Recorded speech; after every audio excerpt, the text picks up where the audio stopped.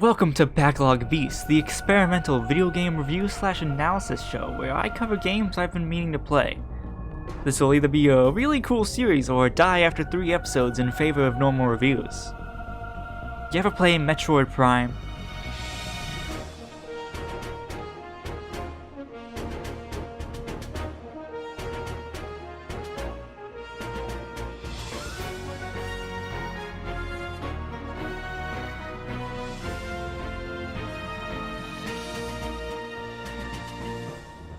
You know what this game does really well?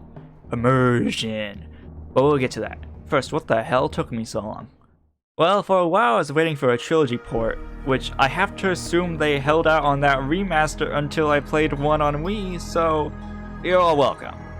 I did actually try Prime once, probably 4 or so years ago. I was playing on the GameCube, saw the lock-on controls, died in the tutorial, and went, what the heck is this? I'm gonna play Sonic instead! The Child Garden was pretty fun, but it turns out I was making a huge mistake. So why did I finally return? Well, I always loved the 2D games, Panic Bot Trilogy because the Wii U eShop was dying, and I figured 4 would have to return one of these days. Not this day, apparently.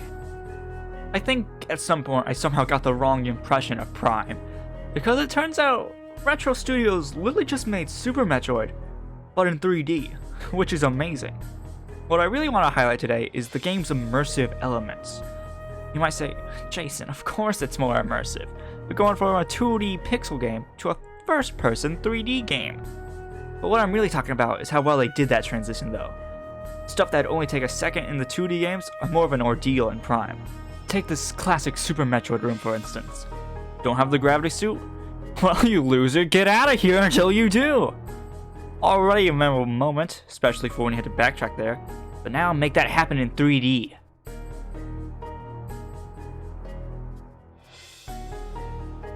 First person adds an almost comedic element to the situation as you struggle to climb up a small ledge. This isn't the only time Prime does something like this though. Normally if bugs are swarming you, shoot them. In Prime, oh man, these guys are annoying. Using the morph ball? Easiest part of the game. In Prime though, you get a fear of heights. It's funny because they're literally the exact same situations we've already played through, just now from Samus's perspective. You end up gaining a level of sympathy for some of the absolute bullshit she has to put up with in every game. Just imagine something like this in first person. Of course, attributing all of this immersion to the elegant transition of old mechanics to 3D would be underselling the brand new. This is obviously more exclusive for the Wii version, but aiming with the Wii remote feels incredibly natural and gives the same vibes that shooting in VR does. Then there's the visor system. Scanning objects to optionally learn about lore is awesome, X-ray is cool and makes sense, and then there's the absolute GOAT, the heat visor. You get this thing, briefly wonder, what in the world will I ever use this for? And then, the lights turn off. Instantly, the area you've been traversing is new again, and you're thrown straight into a fight. Mwah, what a good moment. The whole visor thing extends beyond gameplay though. Samus's reflection, enemy guts, and raindrops bring it all together for a masterful presentation of the first-person perspective. This isn't about graphical or gameplay presentation, but it would be an absolute disservice to talk about immersion without mentioning what ultimately sets the tone of every area you visit. The music. You have the heroic Talon overworld.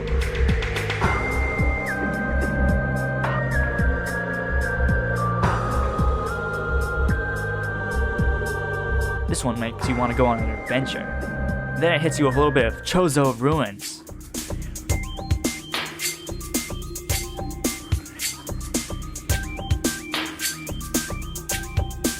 Absolutely funky. Then you arrive in Vendera Drifts.